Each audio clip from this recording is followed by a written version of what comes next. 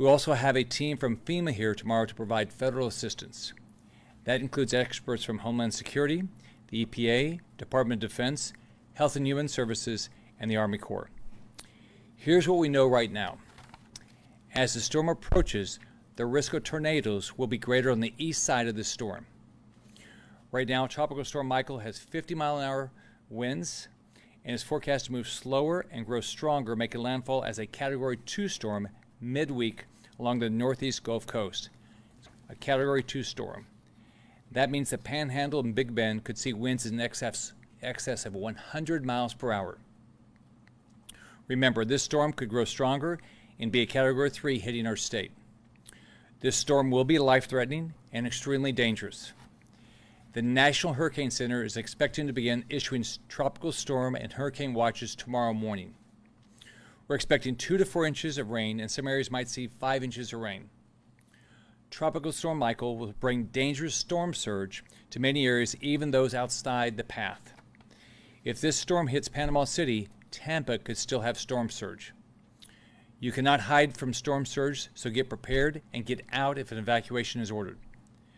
This storm has the potential to bring devastating impacts to communities across the Panhandle and Big Bend, and every family must be prepared.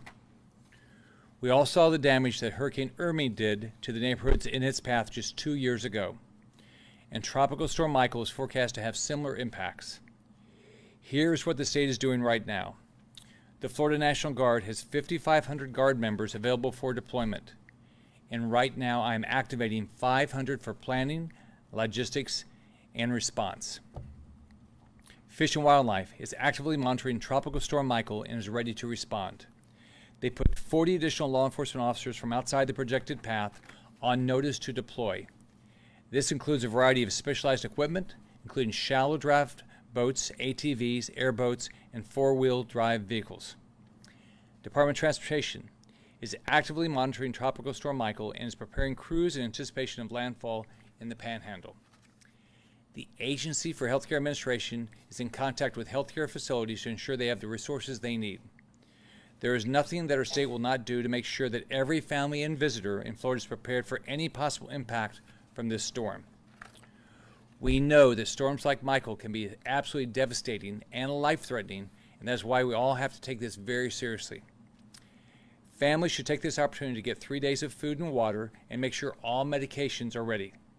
Check on your neighbors and listen to local officials. For our local governments, let's make sure everyone has what they need. I'm calling on every local government to immediately confirm that there are mutual aid agreements between investor-owned utilities, municipal, and co-ops in Florida have been signed and are in place and effective so that there is no delay in power restoration for all Floridians. 2 years ago, I asked for these agreements to be put in place because mutual aid agreements are critical. They establish a relationship in advance, and you don't have an agreement with all available utility partners now, we need to know. It is so important for the power to be restored quickly, and these agreements can make a huge difference in the response after the storm. This has to be a top priority. I also want all local governments to do a review of their resources and supplies, including generators and sandbags, and all of their sheltering abilities to make sure they have what is needed. Just like the mutual aid agreements, local governments should review their resource contracts today. The state has funded emergency management in every county. So let's all stay safe, stay alert to weather updates, and watch this storm closely. It can still change direction and impact any part of our state. Today is the time to get a plan. Do not put it off. There isn't any reason not to be prepared to keep your family safe. Visit www.floridadisaster.org to make a plan and get information on road closures, shelters, and evacuation routes. You can follow at FLCERT or FLGovScott on Twitter for live updates on Tropical Storm Michael. I'll be glad to take any questions. You mentioned Hurricane Hermine in your comments just now, and Mayor Andrew Gillum said he reached out to you earlier today to talk about the city of Tallahassee's preparations for the storm. How often do you expect to communicate with the mayor, and do you think you'll be able to work with the mayor, considering what happened during Hurricane Hermine? My job is to work with everyone around the state. So I've been reaching out to sheriffs, I'll be reaching out to others, and I've reached out to some others even besides sheriffs and mayors. and I'll continue to do that throughout this, and to do everything I can to provide whatever resources the state can.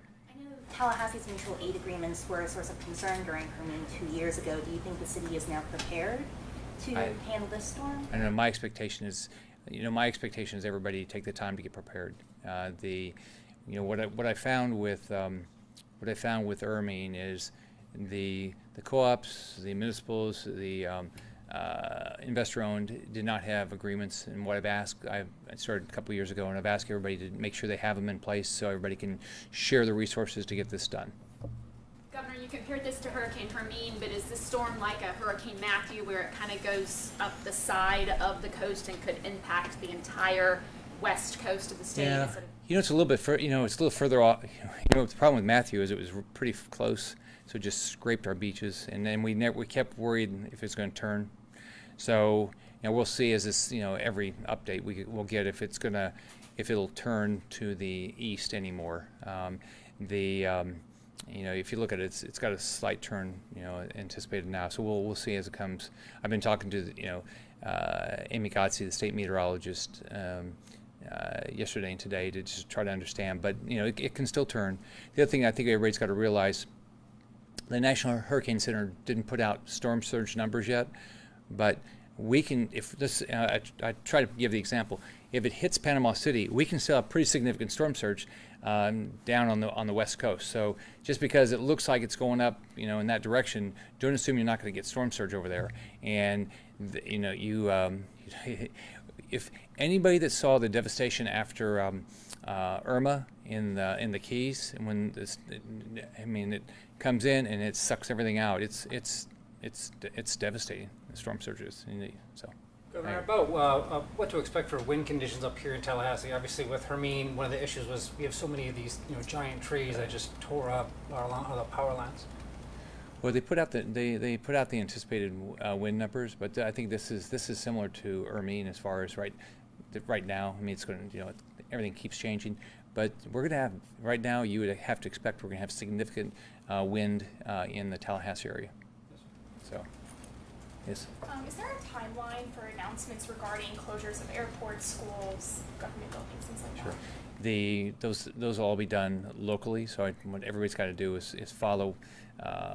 You look at the timeline, but this thing could speed up or slow down, and everybody's got to listen locally. So the airports that'll be done locally. School closures will be done locally, and evacuations will be done.